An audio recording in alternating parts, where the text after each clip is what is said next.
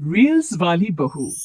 प्रज्ञा को रील्स बनाने का बड़ा ही क्रेज है और वो दिन भर रील्स बनाती रहती है। खाते पीते घूमते फिरते घर में कॉलेज में रील्स बनाने के कारण प्रज्ञा पूरे कॉलेज में हाईलाइटेड है।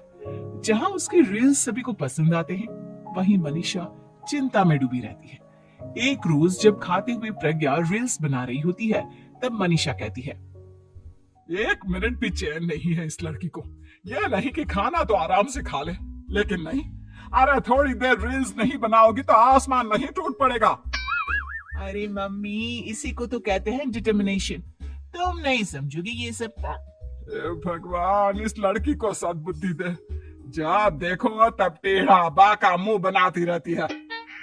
मनीषा की बात का प्रज्ञा पर जरा भी असर नहीं होता और वो खाते खाते रील्स बनाती रहती है। दिन बीतने लगते हैं और देखते देखते प्रज्ञा का कॉलेज भी खत्म हो जाता है।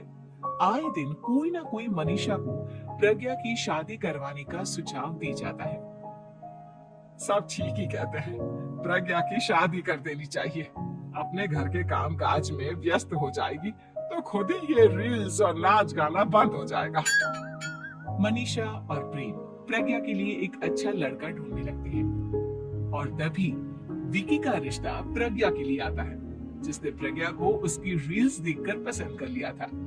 अगले दिन विकी अपने माता पिता के साथ प्रज्ञा के घर पहुंच जाता है और प्रज्ञा साड़ी पहने हाथों में चाय की ट्रे लिए उनके सामने आती है। जब विकी को पसंद है तो हमें भी बहू पसंद है। बहन जी, आप बारात की तैयारी कीजिए। एक बार लड़का लड़की अकेले में बात कर ले तो अच्छा रहेगा। हाँ हाँ, क्यों नहीं। मनीषा विकी को प्रज्ञा के कमरे में भेजती है, जहाँ प्रज्ञा पहले से ही रील्स बना रही होती है। तभी विकी कहता है, आ गए आपके साजन जी। हमारे साथ ये रील्स कंप्लीट करती तो और भी अच्छा रहता। अच्छा जी, अब आ ही गए हैं तो बना ही लेती हूँ आपके साथ। दोनों मिलकर रील्स बनाते हैं। जब वी मीट और तुरंत पोस्ट भी कर देते हैं। फिर विकी कहता है, जब आप साड़ी में चाय लेकर आई तब मुझे लगा कि कहीं मैं गलत घर में तो नहीं आ गया। अब सही है। दोनों की शादी पक्की हो जाती है और शादी के दिन भी प्रज्ञा रील्स बनाने से चूकती नहीं। यहाँ तक कि बारात के समय भी नाचते हुए रील्स बनाती है। सभी लोग प्रज्ञा की तारीफ के पुल बांध देते हैं और प्रज्ञा नाचती गाती अपने ससुराल चली जाती है। सब कुछ अच्छा चल रहा होता है। प्रज्ञा यहाँ भी दिन भर हर चीज की रील्स बनाती रहती है। लेकिन कुछ दिनों के बाद जब सुनीता कहती है, बहू, ये रील्स के साथ साथ कुछ काम भी कर लिया करो। वैसे तुझे और क्या क्या बनाना आता है? मम्मी जी, वैसे तो सब कहते हैं कि मैं सब कुछ अच्छा बनाती हूँ, लेकिन मुझे लगता है कि मैं मैगी अच्छा बना लेती हूँ। हाँ, कॉफी भी अच्छा बना लेती हूँ और मुंह तो सबसे अच्छा बना लेती हूँ। हैं? अच्छा अच्छा। सुनीता अपना माथा पकड़ लेती है और कहती है, बहू, कुछ खाना बनाना भी सीख लेती। मम्मी जी, मैं लंबी प्लानिंग कर रही हूँ। जल्दी ही मैं इतनी फेमस हो जाऊंगी कि मुझे पैसे मिलने लगेंगे। हम दोनों सास बहू राज करेंगे, राज। नौकर काम करेंगे और लोगों की तो लाइन लगेगी हमसे मिलने के लिए। तेरा दिमाग खराब हो गया है क्या बहू? हंसी मजाक तक ठीक है, लेकिन इस तरह घर नहीं चलते। जितना जल्दी हो इस घर के तौर तरीकों को सीख लो। प्रज्ञा मुंह घुमाकर चली जाती है और तुरंत उसी वक्त एक रील बनाती है। ये देख सुनीता का गुस्सा 7वें आसमान पर चला जाता है और विकी के घर आती ही सुनीता उसे सब कुछ बताती है। विकी भी अब प्रज्ञा की इन हरकतों से परेशान हो जाता है।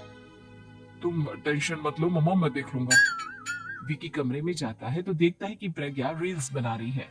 विकी बड़े ही प्यार से प्रज्ञा से कहता है, प्रज्ञा, इन सब के लिए मैं तुम्हें मना नहीं कर रहा हूँ, लेकिन फिर भी हर वक्त तो ये अच्छा नहीं लगता ना।